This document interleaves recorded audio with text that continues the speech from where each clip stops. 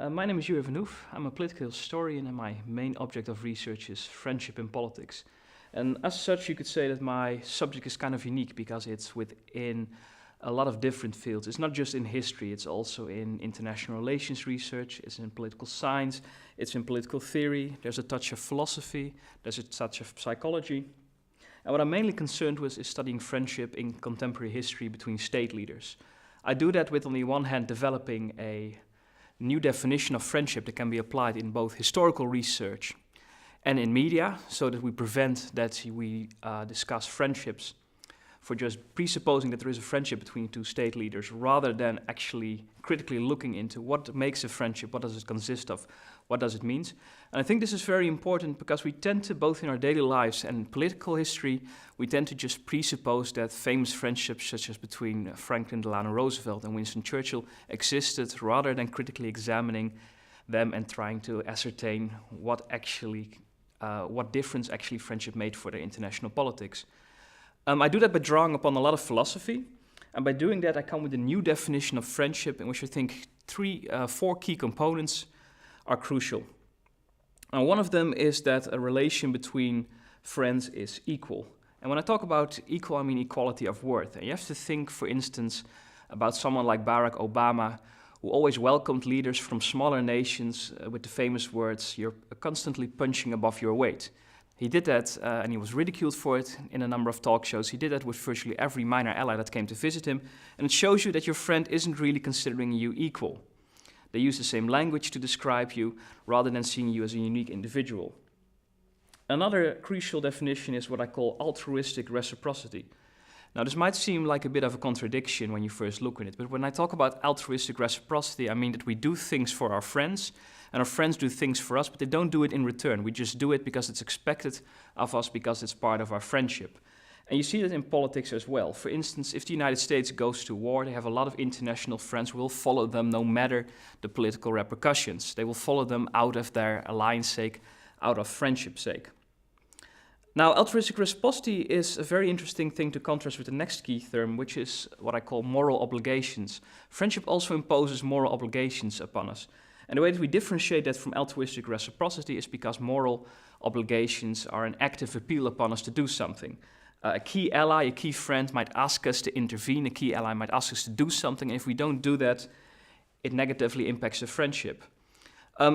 It also means, from a passive side, that if someone endangers a moral obligation they hold to us, it might damage the relationship as well. Think, for instance, of the Netherlands and the United States, when the United States passed a law which we jokingly called the Hague Invasion Act, when they could invade the Netherlands if an American soldier was ever at the criminal court in The Hague. This endangers the alliance because we feel that our friend is not fulfilling their moral obligation towards us. Finally, there's something that I call the grand project in politics, and the grand project draws all the way back upon ancient philosophy, upon, for instance, Aristotle, upon Plato, upon Cicero, that there is always a higher cause that binds us in our friends. In this case, I'm talking about something that is a project of shared world building, something that is a great good that allies are working towards. This could be facing a common enemy. Think about, for instance, Churchill and Roosevelt, who are fighting Nazi Germany. But also think about France and Germany and the way that after the Second World War they started a project of reconciliation that arguably culminated into a project of further Europeanization. And it's this latter project that I want to zoom into because it's very interesting from a political historical perspective. There's one particular friendship there that stands out, although many do. Think, for instance, about the many joint walks on the beach of French and German heads of state. Think about Nicolas Sarkozy and Angela Merkel, who were called Merkozy in the media. Think about what an important role friendship actually in the media plays as well, not just in political history. And one famous friendship is the one between the German Chancellor Helmut Kohl and the French President François Mitterrand. And if you look at that relationship, and if you look at it critically from the four definitions that I just gave, the four key components of friendship, you'll see that it was an equal relationship, it was a relationship of trust, it was a relationship in which they often visited each other, and they discussed both personal life, they discussed their personal hobbies, but they also coordinated each other's political agendas. There was a great deal of trust that went both ways. There were acts of altruistic reciprocity, of which perhaps the most important example is in 1984 at Verdun, when there was a World War I commemoration, and they reached out and grabbed each other's hands, and by doing that, ushered in a new era of reconciliation between the two countries. And that is something I think that was only possible because they had such a close personal friendship with each other. There are also moral obligations, and of that one, the most important thing is the project back at the end of the Cold War of German reunification. There you see that there is a difference between internal politics and international politics, mainly the French who don't want to see Germany reunited and the Germans who are striving to see it reunited, and it also puts the personal friends into conflict with each other. And an interesting thing is there that something happened between them. We don't know what exactly happened, we only know that they disagreed, but we know that Kohl visited Mitterrand at their holiday home, they spent the weekend there, and after the weekend, Mitterrand went against German public opinion to actually advocate for German reunification.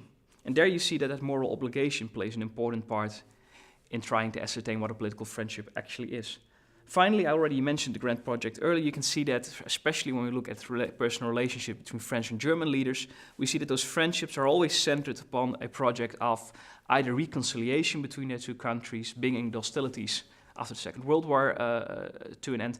And we also see that in civil society, but we see that the crucial role are those political elites that actually lead those grand projects. And think then, for instance, also about something like the Euro and the project of further Europeanization, which again arguably comes from this project of reconciliation between France and Germany.